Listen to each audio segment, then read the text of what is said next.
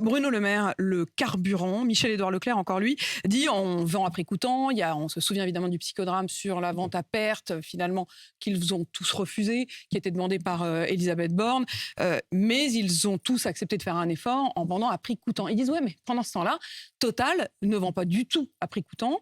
L'essence chez Total aujourd'hui, elle est 15 centimes de plus le litre que chez Leclerc ou chez Super U. Oui, mais arrêtons de renvoyer tout le monde, parce que ça c'est. Oui, on voit non, pas mais tout le monde. Total, c'est Total le il drame maîtrise français. toute la chaîne. C'est Pourquoi la ils font pas plus querelle. d'efforts ? Mais non, mais c'est la querelle permanente. C'est un tel a fait ceci, un tel a fait cela. Moi, j'ai un rôle de garant de l'équilibre économique, de protection du consommateur. Et ce rôle de garant. Justement, si on pouvait faire baisser de 15 centimes. Non, mais je regarde ce que font chacun. Les distributeurs, ils ont fait des opérations à prix coûtant, plusieurs milliers d'opérations à prix coûtant. Ben, tant mieux, bravo, c'est ce qu'il faut faire.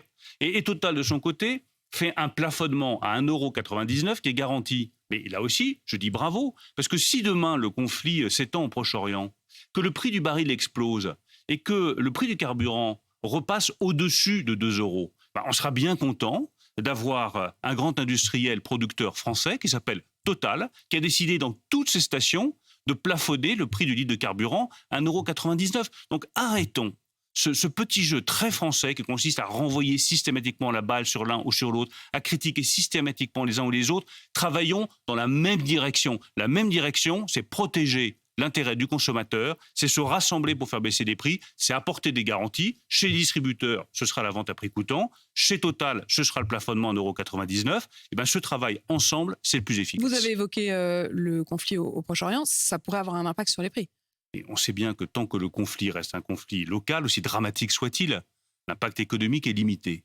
Si demain, le conflit devait devenir un conflit global, nous serions exposés à un troisième choc économique après le choc du Covid et après le choc inflationniste. Et ça a été tellement dur, ces deux chocs, le Covid et le choc inflationniste, que nous devons tout faire pour prévenir un troisième choc économique lié à l'embrasement de la situation au Proche-Orient. Et là, pour le coup, c'est la casquette de l'ancien diplomate aussi qui parle. Bruno Le Maire, un mot sur le label ISR. Alors, ça ne parle pas à grand monde, mais honnêtement, c'est très important, notamment pour les écolos. C'est un label que vous estampillez à Bercy sur les fonds d'investissement dits vertueux. Et jusqu'à présent, on pouvait quand même investir dans l'hydrocarbure et avoir ce label vert. Est-ce que vous allez y mettre fin ? Oui, on va modifier le label ISR. J'ai pris la décision de modifier ce label. Et ça ne concerne pas que les écolos, ça nous concerne tous. Ça concerne tous ceux qui, comme vous, comme moi, comme ceux qui nous écoutent, sont inquiets du réchauffement climatique et veulent que nous prenions des décisions qui soient fortes, crédibles et simples. Nous avons mis en place en 2016 un label investissement socialement responsable qui garantit à l'épargnant que lorsqu'il confie son argent à un fonds d'investissement, le fonds d'investissement ira investir dans un investissement qui est bon pour la planète, bon pour le climat. Ça peut être des énergies renouvelables, ça peut être de l'hydrogène vert, ça peut être des batteries électriques. Mais ce label, il n'était pas suffisamment strict, donc il perdait en crédibilité. Donc j'ai pris la décision que ce label ISR ne pourra plus être accordé à un investissement dans un nouveau projet de pétrole, de gaz, de charbon, pour garantir que ce label est effectivement écologiquement et socialement responsable. Rien n'est pire que donner le sentiment aux épargnants ou à nos compatriotes qu'on met une estampille verte et en fait derrière il y a des activités brunes.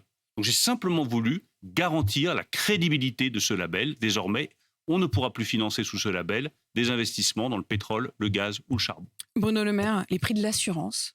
Vous aviez demandé aux assureurs de maîtriser ces prix. Et voilà qu'après déjà des hausses l'année dernière, le patron d'AXA ce matin nous dit que ça va augmenter. Le patron d'AEMA, c'est les assurances Massif, Abeille, Ophi Invest. Il dit l'inflation, ce ne sera que le plancher pour l'année à venir. Les prix vont exploser dans l'assurance auto, l'assurance habitation, toutes les assurances. Qu'est-ce que vous leur dites ? Je leur dis qu'il faut qu'ils tiennent leurs engagements, que je veillerai à ce que leurs engagements soient respectés. Vous Je prends l'exemple comment ? d'AXA.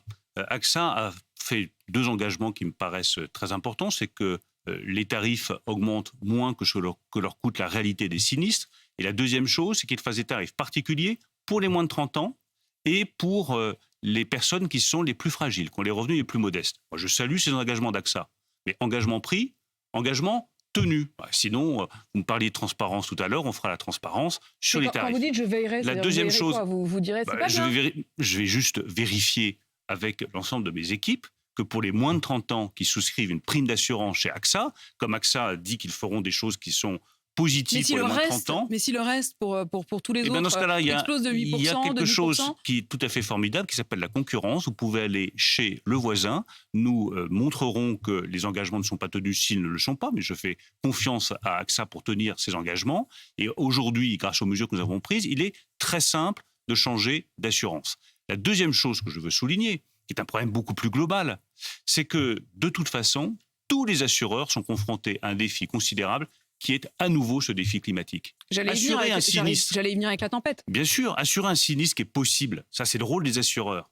Mais lorsqu'il faut assurer des sinistres qui sont certains ou des catastrophes climatiques qui deviennent certaines, forcément, le coût des primes d'assurance explose, ça pose un problème systémique. Regardez les phénomènes de retrait-gonflement argile qui menacent aujourd'hui des millions de maisons. Regardez le problème des traits de côte. Regardez le problème de cette tempête terrible que nous venons de vivre, notamment en Bretagne et dans le nord de la France. Regardez la multiplication des phénomènes d'inondation. Comment est-ce que vous faites pour assurer un pays et ses citoyens face au réchauffement climatique? J'ai lancé une mission sur ce sujet. Elle rendra ses conclusions à la fin de l'année, début de l'année prochaine, pour que nous regardions comment maintenir la soutenabilité financière des assurances face au changement climatique, sans que ça fasse exploser les primes d'assurance de nos concitoyens. Et précisément sur cette question-là, les tempêtes des derniers jours, est-ce que demain, en Conseil des ministres, l'état de catastrophe naturelle sera véritablement obtenu? Pour tous les lieux où il y a eu des inondations, comme l'a dit le président de la République, il peut y avoir le régime de catastrophe naturelle. Est-ce que ce sera décidé demain? Hier tous les assureurs qui sont concernés. Je peux vous dire aujourd'hui qu'il y a eu 120 000 demandes d'indemnisation qui ont été déposées chez les différents assureurs que j'ai rencontrés, soit AXA, Crédit Agricole, Groupama ou d'autres. Donc on en est à 120 000. Il y a encore sans doute beaucoup de demandes qui n'ont pas été faites tout simplement parce que l'électricité est coupée, parce que le téléphone n'a pas encore été rétabli. On va avoir des demandes d'indemnisation qui vont se chiffrer en centaines de millions d'euros. On est très loin des milliards d'euros de la tempête de 1999, donc il faut remettre les choses à leur juste proportion. Les assureurs ont pris des engagements d'indemnisation rapide, d'allongement du délai pour déposer sa demande. D'habitude, c'est 4 jours. Là, ce sera 1 mois. Mais est-ce que tout est fait pour essayer de soutenir les assurés. Vous allez décider demain de l'état de catastrophe naturelle. C'est des décisions qui appartiennent au président de la République et à la Première ministre, mais le président de la République était très clair dans son déplacement. Dès lors qu'il y a inondation, catastrophe naturelle, évidemment, on le fera au plus vite et on indemnisera au plus vite. Bruno Le Maire, la loi immigration, l'article 3, c'est l'article de la discorde. Il prévoit de régulariser des sans-papiers qui travaillent dans les secteurs sous tension.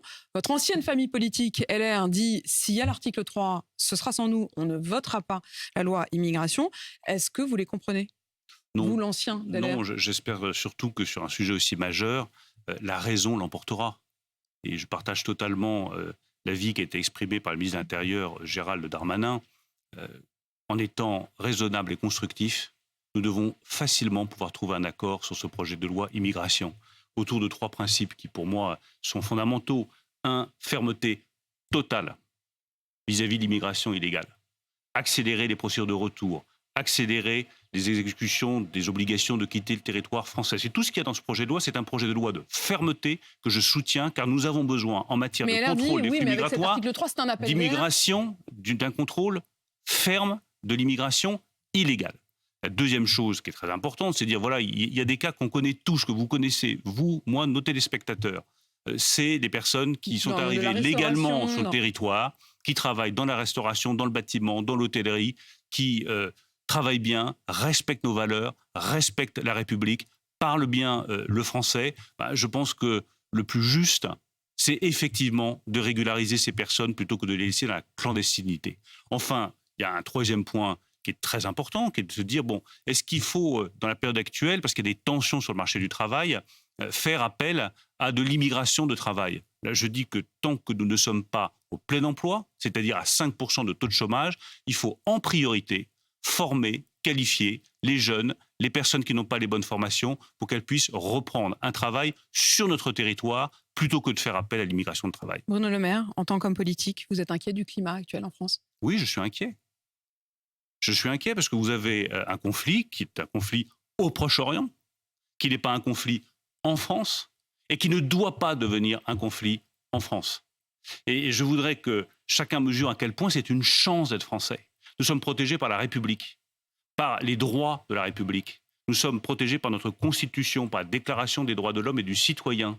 Et en France, on n'est pas juif, musulman ou catholique. On est citoyen français, éventuellement de confession juive, éventuellement de confession musulmane, éventuellement de confession, d'aucune confession, parce que on ne croit pas dans quelque Dieu que ce soit. Je pense qu'il est indispensable, au moment où nous sommes à la croisée des chemins en France, de réaffirmer que nous sommes une nation et pas une somme de communautés, que nous nous définissons comme citoyens, avec une part d'universel en nous, et pas comme des individus ramenés à leur origine, à leur race ou à leur religion. C'est ça qui se joue en ce moment. Quand on dit d'importer le conflit du Proche-Orient, c'est tout simplement céder au communautarisme. Moi, je voudrais qu'on défende la nation.